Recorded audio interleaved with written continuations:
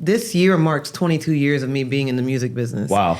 22 years. And what people don't understand is what that journey took. Yeah. You know, it wasn't like I just started working with these big mega, A-list stars. Like I literally started from the bottom. Well, take us back there. So like when did you first break in or even want? Like when did it come about? So the want of being in the music was from an early age. Okay. It just was a love for music. How can I get in this, right? And I thought around my high school days, I wanted to be like making beats and being a producer. So that's kind of where I was like, oh, I want to do that. And it wasn't until after high school right after high school, first of all, every college, everybody was like telling me that they didn't have a music program. And if I was to go in the music program, I had to either play an instrument or sing, and I don't do either. Right. So I'm like, but I want to learn. And they're like, sorry, nothing. Boom. So about 3 years after graduating high school, I was going to a regular college just for nothing to do with music, just to please my parents, because they're like, well, you're not going to just sit around, whatever. Right. So I think I was going to school for psychology and business administration at the time. And I ended up finding out about a school called Full Sail. And Full Sail University, which is in Orlando, Florida, offered programs in the recording engineering and production fields. And I was like, well, I really don't know what that is, but let me go check it out. So I went to do like a little tour. Yeah. And I walked into a studio with the console and all the hardware. And my heart just started it was like love. It was like, oh my God, I'm like, I want to do that. I don't know what that is, but I want to touch that. I want to figure that out. And so 6 months later after that tour, I attended the school. It was a 2-year degree that I finished in 1 year. It was an accelerated program. And during my time at Full Sail, I had to start thinking, what am I going to do after? Like, what's the plan? Because doing the school is one thing, but now getting the job and the career, setting that off was another. So while in school, I started to kind of think about where I wanted to end up after I graduated. Did I want to stay here in Miami, where I'm born and raised? Did I want to go to New York, because there was a music scene there, Los Angeles? Well, I decided I wanted to stay here and home base in Miami, and I started researching where I could work, and one of the places was the Hit Factory, Criteria. Yep. And so I started to reach out to the studio manager there and just kind of to inquire about a job when I would graduate 9 months later. Right. And, he didn't really take me too serious, I think, because, it's 9 months later. Who knows if a job would even be available. And at that time, not to cut you off, but at that time, were there a lot of females in the industry doing what you were trying to do? Absolutely not. Okay. So I didn't think so. Yeah, so that's and another still not thing. even today, really. No, it's I think we're 3%, or maybe we're inching around the 4% mark. But not even just that. At Full Sail, our lecture class was a little over about 150 kids or something. There was only 4 females in that class. And so a lot of the instructors would tell us, would say to me, why are you choosing to go this route? Because it's a very male-dominated industry. And I was kind of like, well, I love music. I'm not really understanding why the gender thing has to even come up. And mind you, this is 20 plus years ago, where the gender thing wasn't even a topic. It was, but to me, I kind of was like, well, I don't understand why this is even being said, but whatever. I carried on. And so when I graduated, I eventually got my way into getting an interview at the Hit Factory. At first he was like, I don't have a position open. And I was all sad. A couple of weeks later, he called me. He's like, well, something opened up. Can you come in? Did the interview, got the job. And my first position at the studio was an intern, basically. It's, fancy way to say it was general assistant. Right. General assisting was not being in the studio. Right. It was running food, making nice flowers, fruit baskets, blowing leaves in the parking lot. Yeah. Making coffee. It was nothing to do with nothing. And so, I didn't clean toilets. I will say that. The Hit Factory at least had money for a cleaning staff. But if there was an issue with the toilets at 3 o'clock in the morning, that was my job. Yeah. So yes, I was down and dirty. And it was about 2 months after I started working at the Hit Factory where I had the opportunity to work with an artist by the name of Missy Elliott. And we all know who Missy is. Who's that? And that was just being at the right place, right time. But, you know, because I was working as the general assistant, it was around noon that day, like mid-afternoon. Yeah, nobody's in there. Nobody's there. And her team called the studio manager and was like, Missy wants to come in 15, 20 minutes. And so he's not going to tell her no. Right. So he calls me up to the office and is like, all he said to me, I kid you not, he said, are you ready? Oh, I love it. And I remember thinking like, what the heck is he asking me? What am I ready for? Like, and something in my heart just said, just say yes. Because I'm like, I'm not gonna ask no more questions. The guy was intimidating. Like Trevor was, he's a very intimidating man. So I'm like, yeah, I'm ready. What's up? What do you need? And he's like, all right, cool. Because Missy's will be here in the next 15 minutes, and I need you to like set up her session and her mic and her drives and everything that entailed to be an assistant in the room.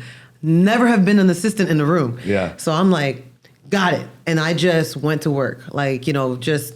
Were you confident in the job? Like at that time? I was confident in the job, yes. I was confident in setting up a microphone, setting up the computer, the hard drives. So you knew everything. Like I knew that much, yeah. Yeah. I knew that much. You know, I wasn't familiar with certain parts of the studio, but I wasn't afraid to ask questions, you know. So I would go and ask like the tech, like, I just want to make sure this is good.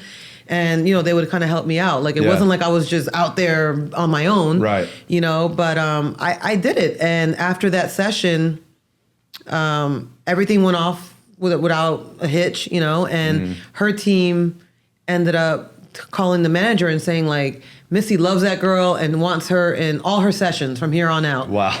And mind you, I'm 2 months in, right? There's other general assistants that have been waiting their turn to get a position that have been there a year. And now Trevor's like, well, you got to do it. Like, you know, like I got to make her happy. So you're it. Like, and I'm like, okay. And I mean, the rest of my career kind of just started to unfold from there, you know? Right. Because she probably, I mean, opened a lot of doors too, like a lot of relationships, and you met a lot of people through her. And I met so many different artists and producers, but the most important one was Timbaland. Right. You know, I met Timbaland, and secondarily to that is my business partner to this day, which is Danja. Yeah. Because through Timbaland, Danja came in as a protege to Timbaland, and, you know, then I started working with Danja, and it was like, it all started going. But the artists that would come through that building to work with Missy, I mean, young Alicia Keys, Beyonce, I mean, there was a group back in the day called 702, like, you know, and they were big back then. So you were just like, oh, this is crazy. This is interesting, you know, and, but it was insane, you know, because it was like, I think I was pinching myself like constantly, like, because interestingly enough, in high school, you know, when I was in high school, Missy and Timbaland came out on the scene. Like, she came out with the Rain. I'm going like this because I'm thinking of the trash bag. The big, was it orange suit or silver, or was it silver? I think it was black, shiny black. Or shiny black. Shiny black, yeah. She had so many different crazy videos. They're all like going through my head right now. Yeah, and then Tim, you know, Aaliyah was out, Genuine, like, so there was all this music coming out from that whole camp. And I remember me being the person that wanted to be in music. I'm like, I want to work with them. Like, I want to, like, that would be a dream for me to work with them. So the fact that the very first client that I ever worked with, like, as an assistant was Missy, and then that just followed up, you know, naturally to Timbaland, because that was her producer. Yeah. And we were working on the Under Construction album, which is the one that has Work It on it. So, you know, Tim pulled up on his tour bus, because that's how he traveled back then. And it was, yeah, the rest is just history, just, you know, how it all just kind of unfolded. I mean, you don't have to name names or anything, but any like off the top of your head, like right now, the most memorable moments in the studio from that time? Like just being in because I just hear all these names. Was there any just one or two, you know, any stories from back then that just like really stand out to you? Because like, you know, I was in the studio a lot with different people, and like I can name like those moments, you know. There's always like those moments where you witness something or you see something, and I mean, Obviously, there's so many. I know. There's so many, but like I remember, like when I worked with like LL Cool J. Okay. And we did a record called Headsprung. Yep. And on the Headsprung, there's towards the end, like he's like, "Hey, ladies," and he needed a girl, so he's like, "Can you do it?" And so that vocal, yeah, that's me. Like, oh, that's so cool. That's me all stacked up. Yeah. You know, to sound like a female crowd, but you know, those just like. Again, that's a dope moment. LL Cool J, like I remember being a kid, asking my dad if to buy me CDs, and LL Cool J being one of them. Right. Like because I loved hip hop and R&B music so much. So here I am with this legend, like this hip hop legend, and he's asking me if I could be a part of the record. I mean, just saying Doesn't yeah. get much better than that. Even to this day, when that record comes on, I'm like, oh, that's me. Yeah, that's cool. That's so cool. Yeah, and of course when we did like the Nelly Furtado album with Timbaland, the Loose album, I mean that was just memorable on so many aspects because it was just so organic the way we produced. We produced that album. We had microphones connected everywhere, like not just in the vocal booth. We had them in the control room. We had them in the lounge. There's parts in her album, like in the transitions between songs, where we were like miking up, like cars pulling up, like, we were just being like crazy engineers, like, because there was another engineer in the room by the name of Demo, and we were given free reign to do whatever we wanted. Like, so we were just like, all right, this is the dream come true. And, one night we had Chris Martin from Coldplay come by. And I think Good Things Come to an End or something like that is the name of the song. But, he did the vocals right then and there, like, and he was actually in, his band was in West Palm Beach at the amphitheater doing a show that night. Yeah. So we all went to the show. And then at the end of the show, like we went back to the studio, and then he comes to the studio at like 2 a.m. And we're all just like kicking it, hanging out. And we play him this one song idea that she had, which is Good Things Come to an End. And the next thing you know, like we're recording Chris Martin vocals, right. So it's things like that where, you think you have a session for one thing, and then all of a sudden it's like some random person walks in, and it's just like, all right, we're doing this, know. Things like that, like Jay-Z, Dirt Off Your Shoulders, I think is always cool because I remember that particular beat.